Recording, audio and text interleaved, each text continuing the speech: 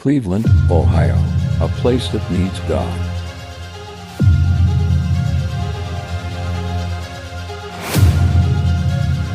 Satan has his grip on this city. The only way to change this city is by living the life of a missionary. We are U.S. missionaries, living in the community, sharing with others God's heart for the lost. Who planted an inner-city church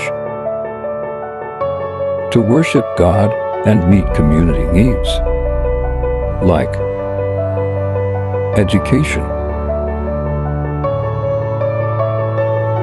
The Meeting Place Learning Center, our educational nonprofit, feeds them academically and spiritually. And don't forget about coffee. The Tavern Coffee House brings people together for community and the love of Jesus. Communities like ours have a special place in the heart of God. They need the love, prayer, and financial support of great people like you. Be a part of this place.